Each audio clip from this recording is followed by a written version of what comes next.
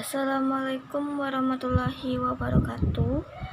Perkenalkan, nama saya Apriliana Fitri, NIM 18002122. Di sini, saya akan menjelaskan materi tentang kepemimpinan. Sebelumnya, kita harus tahu apa itu arti kepemimpinan. Pengertian kepemimpinan adalah sebagai suatu kemampuan dalam kesiapan yang dimiliki oleh seseorang untuk mempengaruhi, mendorong, mengajak, menuntun, menggerakkan, bahkan mengarahkan seseorang atau kelompok agar menerima pengaruh tersebut sehingga dapat membantu tercapainya suatu tujuan yang telah ditetapkan. Selanjutnya, pengertian kepemimpinan menurut para ahli. Yang pertama yaitu menurut Ralph M. Stockdale. Kepemimpinan adalah proses mempengaruhi kegiatan-kegiatan kelompok yang diorganisir menuju kepada penentuan dan pencapaian tujuan.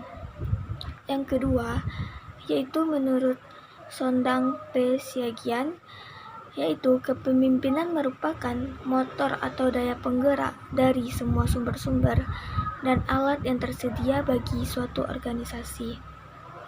Yang ketiga yaitu menurut Martin Sam tahun 1996, yaitu kepemimpinan sebagai keseluruhan tindakan untuk mempengaruhi serta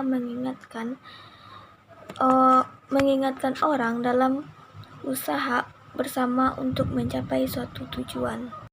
Materi selanjutnya yaitu tujuan kepemimpinan. Yang pertama, memotivasi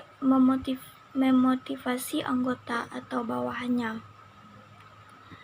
Maksudnya di sini adalah tujuan lain dari kepemimpinan adalah untuk memotivasi orang lain agar melakukan sebuah hal dengan baik dan memaksimalkan kemampuan.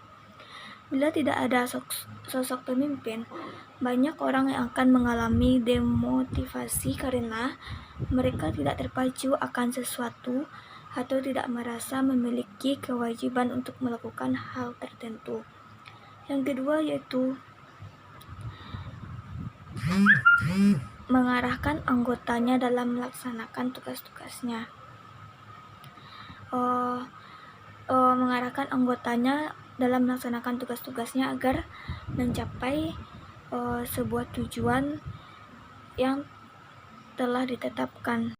Selanjutnya yaitu materi tentang fungsi kepemimpinan. Yang pertama, fungsi instruktif. Fungsi ini menempatkan pemimpin sebagai pengambil keputusan dan pemberi tugas terhadap para bawahannya. Sementara itu, para bawahan bertugas untuk menjalankan segala instruksi yang diberikan oleh para pemimpin.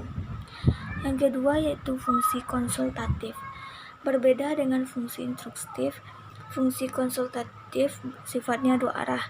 Bawahan dapat berkonsultasi kepada atasannya untuk mencari jalan terbaik dalam mencapai tujuan bersama. Pemimpin diharapkan cukup bijak dan punya pengetahuan terkait hal yang sedang dibahas atau dikerjakan supaya bisa mengarahkan bawahannya dengan baik. Yang ketiga yaitu fungsi partisipasi.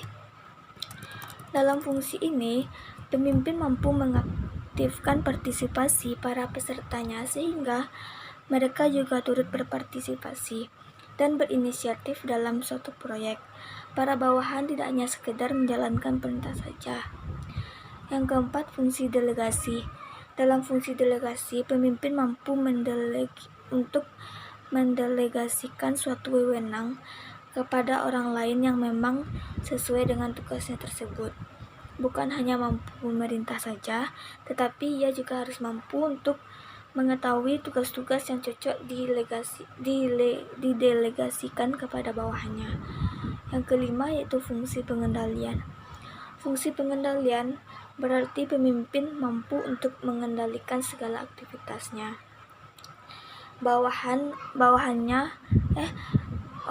Para pemimpin mampu untuk mengendalikan skala aktivitas bawahannya agar efektif, bertujuan untuk mencapai tujuan dan tidak keluar jalur. Dalam menjalankan fungsi ini, dibutuhkan pemimpin yang tegas dan juga pemimpin yang teliti dalam mengamati bawahannya. Selanjutnya, materi tentang teori kepemimpinan. Teori kepemimpinan terbagi 3, yaitu teori karakter, teori perilaku, dan teori kepemimpinan situasional. Yang pertama yaitu teori karakter. Teori karakter ini merupakan sebuah teori yang menitikberatkan karakter-karakter seorang pemimpin yang mampu mensukseskan kepemimpinannya. Contohnya seperti karakter fisik, intelijensi, ketegasan, dan sebagainya. Teori ini dipercaya oleh banyak orang, tetapi tak jarang dihampiri kritik dan saran. Salah satunya terkait dengan karakteristik fisik. Dalam teori karakter fisik, yang terlihat tegap dan kuat dianggap sebagai karakter pemimpin terbaik. Yang kedua, teori perilaku. Dalam teori perilaku dijelaskan mengenai beberapa perilaku yang mencerminkan karakter pemimpin. Perilaku tersebut terbagi 2. Yang pertama, sifat kepemimpinan yang berfokus kepada pekerjaan. Yang kedua, sifat kepemimpinan yang berfokus kepada kondisi para karyawan atau bawahannya di suatu organisasi. Yang ketiga yaitu teori kepemimpinan situasional. Teori yang dikembangkan oleh Hersey dan Blanchard ini memiliki titik berat pada kematangan para pengikut atau bawahannya. Kesuksesan suatu tujuan tergantung pada matang atau tidak matangnya para bawahannya. Maka dari itu, pemimpin diharapkan mampu menganalisis apakah para bawahannya tersebut sudah cukup matang atau belum. Selanjutnya yaitu gaya atau tipe kepemimpinan. Pertama, tipe otoriter. Tipe otoriter ini yaitu gaya kepemimpinan ini bawahan hanya bersifat pasif, sedangkan atasan bersifat aktif. Kalau kepemimpinan demokratis, kepemimpinan yang selalu melibatkan kinerjanya kepada bawahannya atau karyawannya. Yang ketiga, kepemimpinan bebas. Kepemimpinan yang membebaskan atau menyerahkan segala tugas ke bawahannya yang telah dipercayainya. Selanjutnya yaitu mengapa pentingnya kepemimpinan bagi sebuah organisasi. Karena kepemimpinan sangat penting bagi sebuah instansi demi tercapainya sebuah tujuan organisasi yang telah ditetapkan. Kepemimpinan yang baik adalah kepemimpinan yang disukai oleh bawahannya dan dapat mempengaruhi pandangan bawahannya secara positif. Hanya itu yang bisa saya jelaskan. Lebih atau kurangnya mohon maaf. Assalamualaikum warahmatullahi wabarakatuh.